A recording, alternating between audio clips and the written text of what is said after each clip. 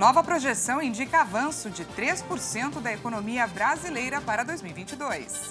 Caixa paga bônus salarial complementar para mais de 1 milhão de trabalhadores. E você vai ver também. No Rio de Janeiro, turismo de negócios cresce quase 5 vezes mais em 2022. São Paulo registra a segunda morte por varíola dos macacos. Rússia volta a atacar Kiev com drones kamikaze de fabricação iraniana. Abraços sem muros. Evento promove o reencontro de famílias destruídas pela política de imigração dos Estados Unidos. Essas e outras notícias você confere a partir de agora. Olá, boa tarde para você que nos acompanha. Seja muito bem-vindo a essa edição. Estamos ao vivo e agora 1h03 pelo horário de Brasília. Boa tarde, Dani. Boa tarde, Paty. Mais uma semana começa, não é? Boa tarde a você também que nos assiste. Vamos juntos conferir o que é notícia no Brasil e no mundo nesta segunda-feira. A gente começa falando sobre a economia brasileira, que avançou quase 3% em 2022. De acordo com a prévia do Banco Central, a melhora no mercado de trabalho e nos serviços influenciaram no bom resultado. Depois de abrir o segundo semestre em alta, o Índice de Atividade Econômica, conhecido por sinalizar o desempenho do Produto Interno Bruto, o PIB do Brasil, acumula alta de 2,76% no acumulado do ano até agosto. Dados divulgados pelo Banco Central indicaram que a atividade econômica brasileira cresceu 2,08% no acumulado dos últimos 12 meses, o que mantém a trajetória de recuperação da economia após a perda apurada em maio. Com os resultados, o indicador que prevê a soma de todos os bens e serviços produzidos no país alcançou 143,97 pontos na série livre de influências. Na comparação anual, o resultado do indicador é 4,86% superior ao apurado em agosto do ano passado.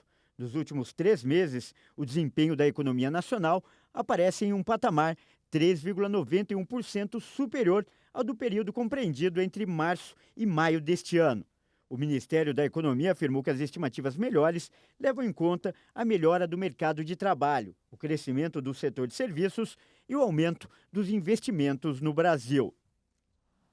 Mais de 1 milhão de brasileiros vão receber dinheiro extra do abono salarial nesta segunda-feira. A Caixa explica que os pagamentos são referentes a benefícios que passaram por revisão ou que não foram retirados entre 2016 e 2020. A Caixa Econômica Federal paga hoje um lote complementar do abono salarial PIS/PASEP para cerca de 1,1 milhão de trabalhadores brasileiros. O crédito será feito diretamente na conta do trabalhador ou na poupança social digital aberta automaticamente em seu nome. Segundo a instituição, o pagamento abrange benefícios que foram objeto de revisão de valor, que têm origem judicial ou que não foram retirados durante os calendários já encerrados dos exercícios de 2016 a 2020. O valor do abono é de, no máximo, um salário mínimo, R$ 1.212, e será pago de acordo com o número de meses trabalhados no período. Caso não seja possível a abertura da conta digital, o saque poderá ser feito com o cartão do cidadão e senha nos terminais de autoatendimento, unidades lotéricas, Caixa Aqui ou agências. Lembrando que, para receber o benefício, o trabalhador precisa estar cadastrado no PIS há pelo menos 5 anos, ter recebido remuneração mensal média de até 2 salários mínimos durante o ano base, ter exercido atividade remunerada para a pessoa jurídica durante pelo menos 30 dias no ano base da apuração e ter os dados informados pelo empregador corretamente na Relação Anual de Informações Sociais, RAIS ou E-Social. Os trabalhadores podem acompanhar o pagamento do benefício pelos aplicativos Caixa Tem e Caixa Trabalhador, além do portal Cidadão e pelo atendimento Caixa ao Cidadão. As parcelas não creditadas em conta ficarão disponíveis para recebimento até o dia 29 de dezembro. E olha só, mais de 12 milhões de trabalhadores ainda podem fazer aquele saque extraordinário do FGTS. O valor pode ser resgatado até o dia 15 de dezembro por meio do aplicativo da Caixa Econômica Federal. Após a Caixa Econômica Federal disponibilizar o saque extraordinário de até R$ 1.000 do saldo do Fundo de Garantia do Tempo de Serviço, cerca de 12 milhões de pessoas ainda não resgataram o dinheiro. O valor está disponível até o dia 15 de dezembro e, após esse prazo, os recursos não movimentados, que somam até o momento R$ 8 milhões, voltam à conta do FGTS. Cerca de 45 milhões de pessoas já resgataram o valor de suas contas, no total passa de 30 bilhões de reais. O número superou, inclusive, a expectativa do próprio Banco Público. O pagamento começou a ser realizado de forma escalonada em abril deste ano, seguindo a ordem do mês de nascimento das pessoas. Por meio da conta Poupança Social Digital, a Caixa disponibilizou o saldo de maneira automática.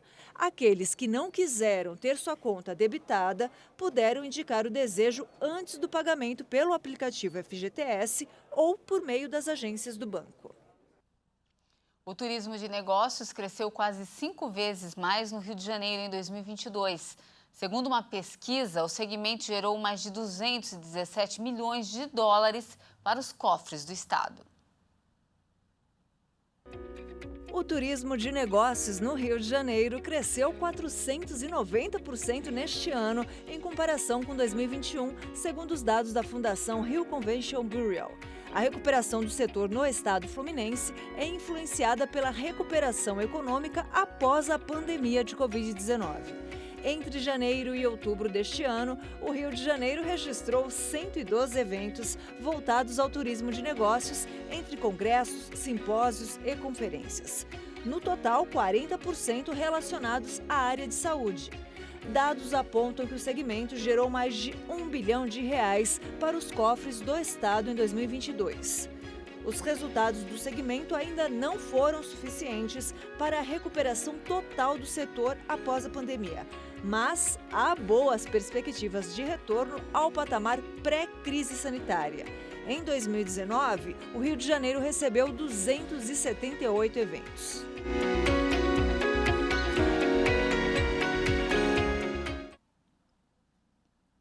O agronegócio brasileiro é um dos mais reconhecidos no mundo. Mesmo enfrentando a pandemia, o setor foi responsável por um aumento de quase 20% no faturamento em 2021. As exportações brasileiras do agronegócio bateram recorde nesses últimos 2 anos. E com o reaquecimento da economia nesse pós-pandemia, as feiras internacionais são uma oportunidade para novos negócios.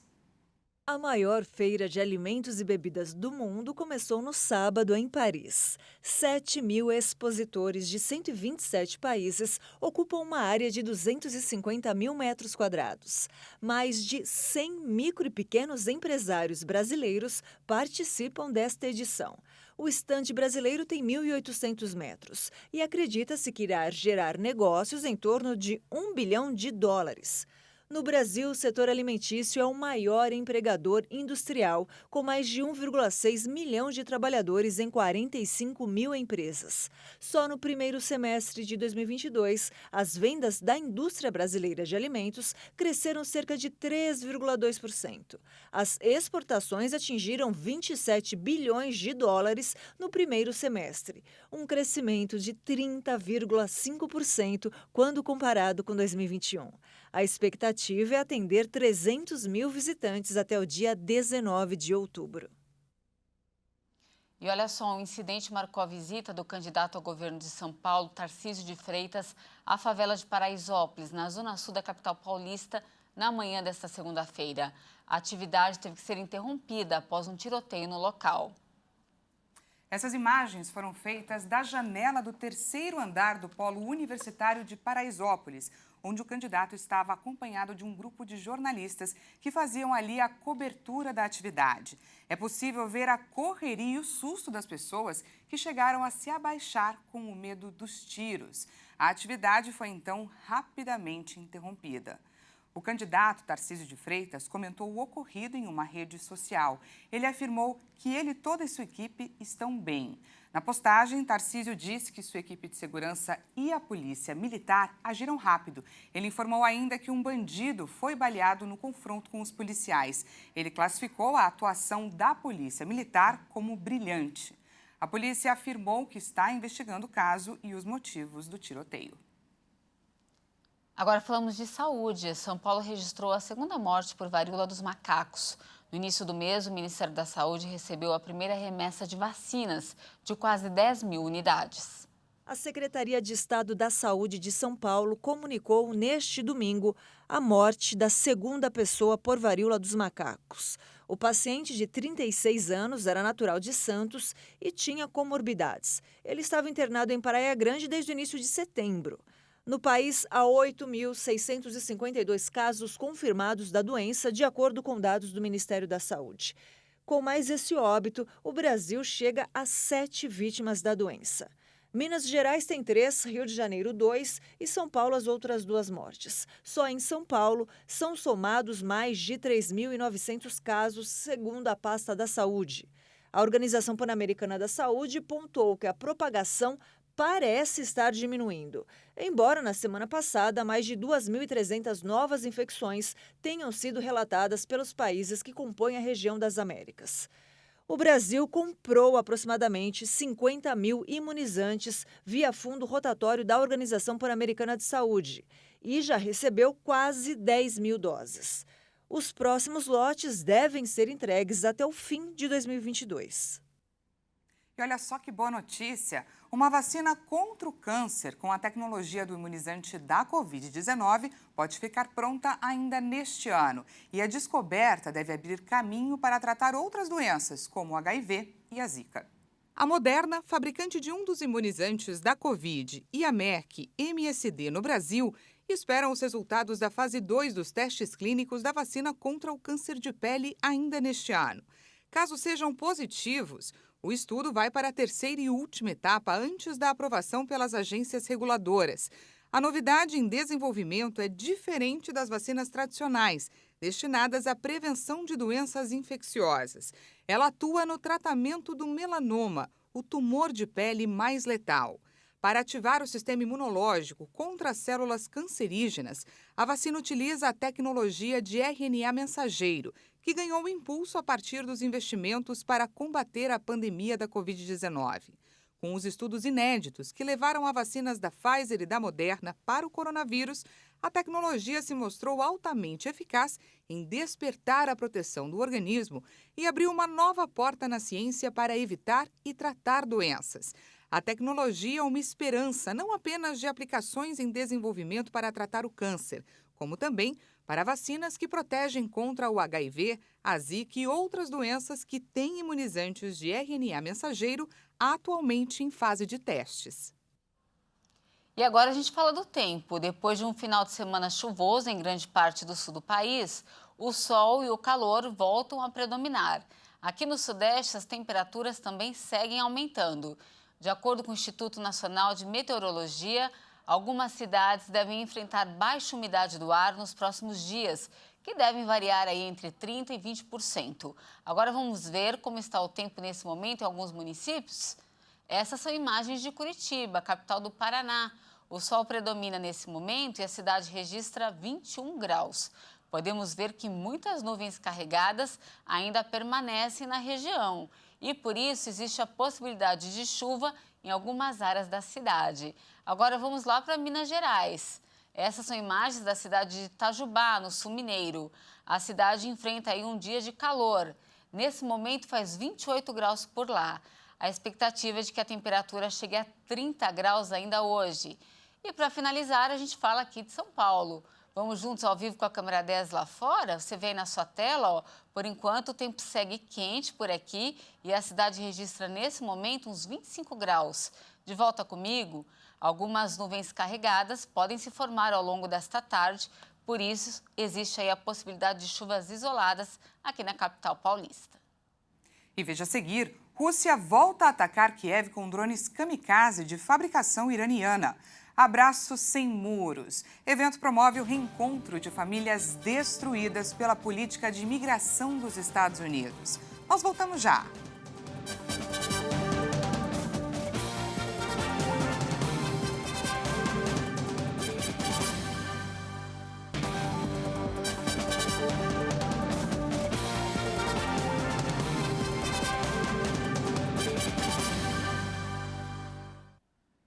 Estamos Estamos de volta ao vivo, agora 1h18 pelo horário de Brasília. Paty, hoje é segunda-feira, hoje é dia de falar do quê? De esporte, Dani. Quem está conosco é o nosso comentarista Leonardo Félix. Boa tarde, Leonardo. Boa tarde, Patrícia. Boa tarde, Daniela, todos que estão aqui na RIT com a gente. Vamos começar falando da 32ª rodada do Brasileirão. E de olho na final da Copa do Brasil nesta quarta-feira contra o Corinthians, o Flamengo foi de time reserva e venceu o Atlético Mineiro. O gol de cabeça do Everton Cebolinha garantiu a vitória por 1-0, que levou o rubro-negro à terceira colocação do campeonato. E quem está surpreendendo nesse segundo turno é o Fortaleza, que saiu do Z4 para a 9ª posição e já pensa na Libertadores. O Thiago Galhardo marcou 2 vezes para o Leão e o Wellington Paulista descontou de pênalti já nos acréscimos da partida. Quem também se deu bem nessa rodada foi o Internacional, que se aproveitou do empate em 0-0 entre Palmeiras e São Paulo e se aproximou do líder. O Colorado venceu o Botafogo fora de casa por 1-0, com gols de Brian Romero, e agora está a 8 pontos do Verdão, faltam 6 rodadas. O Fluminense também ganhou e voltou para o G4. O tricolor bateu o Avaí por 3-0. Quem marcou para os cariocas foi o Cano, agora isolado na artilharia com 18 gols, o zagueiro David Braz e o Martinelli. E agora a gente muda de assunto falando da premiação da revista France Football. Daqui a pouquinho a publicação entrega lá na França a bola de ouro, o melhor jogador e a melhor jogadora do mundo nesta temporada 2021-2022. Vamos conferir os favoritos para a premiação. O francês Karim Benzema, do Real Madrid, é o favorito entre os homens. E a atual campeã entre as mulheres, a espanhola Alexa Putellas, do Barcelona, tem tudo para levar o troféu pelo 2º ano seguido. Destaque do time merengue na última temporada, Vinícius Júnior é o brasileiro mais bem cotado na premiação. A expectativa é de que ele possa brigar para ficar entre os 3 primeiros colocados. Os volantes Casemiro e Fabinho são os outros representantes do Brasil. O prêmio não tem qualquer vínculo com a FIFA, que vai realizar a sua própria cerimônia depois da Copa do Mundo. Lionel Messi é o atual vencedor, mas não faz parte da lista dos 30 indicados deste ano. O craque argentino ficou de fora pela primeira vez desde 2005. Eu fico por aqui, volto na próxima segunda-feira. Lembrando, hein, faltam 34 dias para a Copa do Mundo do Catar, hein? Está chegando. É isso aí, Léo. Muito obrigada pelas informações e até a próxima semana. Até lá, boa tarde. Eu sigo com destaque internacional. A região de Kiev, capital da Ucrânia, começou a segunda-feira sob intensos ataques russos. Pelo menos uma pessoa morreu e 3 foram hospitalizadas. Em um comunicado, o primeiro-ministro ucraniano afirmou que foram atacadas infraestruturas energéticas do país em 3 regiões, em 5 ataques com drones na capital e ataques com mísseis em Dnipropetrovsk. Um dos bombardeios atingiu um prédio residencial. Os ataques acontecem uma semana depois dos disparos em larga escala de mísseis por parte da Rússia, que duraram 2 dias e atingiram cidades em todo o território. O presidente russo Vladimir Putin afirmou que os últimos ataques foram uma resposta à explosão que danificou a ponte estratégica que liga a Rússia à Península da Crimeia, anexada por Moscou em 2014. Na sexta, ele disse que estava satisfeito e que, no momento, não tinha necessidade de executar mais ataques contra a Ucrânia. Depois dos ataques da semana passada, o governo dos Estados Unidos anunciou um novo pacote de ajuda militar de 725 milhões de dólares para a Ucrânia. Uma ponte improvisada na fronteira entre o México e os Estados Unidos tem sido o cenário de um triste encontro há alguns anos. De um lado, mexicanos que vivem em solo americano. Do outro, seus familiares que foram deportados para a terra natal e não podem mais viver com os seus. Uma vez por ano, eles se encontram no local só para se abraçar. Dani, dá para acreditar? Pois é, Paty. Por isso, o evento, organizado por entidades da sociedade civil, é chamado Abraço Sem Muros. O gesto é um protesto contra as leis imigratórias, mas também uma forma de matar a saudade e expressar um sentimento. O desejo que esse abraço nunca tivesse fim. Vamos conferir.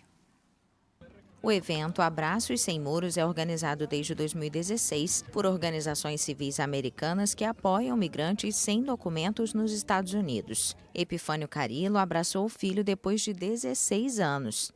El abrazarlo es una satisfacción grande. Abraçar ele é uma grande satisfação. Esse momento preenche um vazio que existe em nossos corações como pais. Que existe em nossos corações como pais. 210 famílias afastadas há anos puderam se encontrar. Os migrantes que vivem nos Estados Unidos usaram amarelo, seus parentes azul e os organizadores vermelho para facilitar a dinâmica. O objetivo é permitir que famílias destruídas e separadas pela política de imigração dos Estados Unidos cheguem e se juntem novamente. Este é um evento de amor, humanidade, união e esperança, mas também é um evento de protesto. A deportação e a separação de famílias não pararam, mesmo com uma nova administração que prometia muito. Os encontros apagaram simbolicamente a fronteira entre a mexicana Ciudad Juárez e a americana El Paso. A atividade foi realizada a poucos metros do enorme muro que divide os dois países, em uma área normalmente proibida. Fiquei nervosa antes de vir e abraçá-los, muita felicidade, muita emoção e logo vem a tristeza. Mas agradeço a Deus e às pessoas que fizeram esse programa, porque eu pude vê-los e abraçá-los, mesmo que seja por 3 ou 5 minutos, já fico feliz.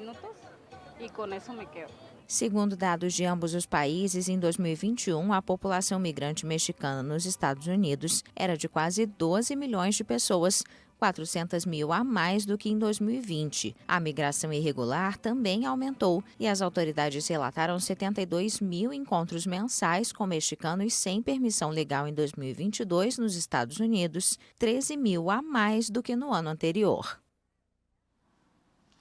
Bom, fica aí nosso desejo, né, Dani, de que todas essas pessoas consigam ser abraçadas. Pois é, que seja mais do que uma vez por ano, né? Porque é Sempre. muito difícil ficar longe de quem a gente ama. Com certeza. E olha, essa edição fica por aqui. Agradecemos demais a sua companhia. Uma ótima tarde para você. Até amanhã. Não se esqueça, daqui a pouco o Kleber Werneck chega com mais informações. É 1h50. Uma ótima tarde para você e até amanhã.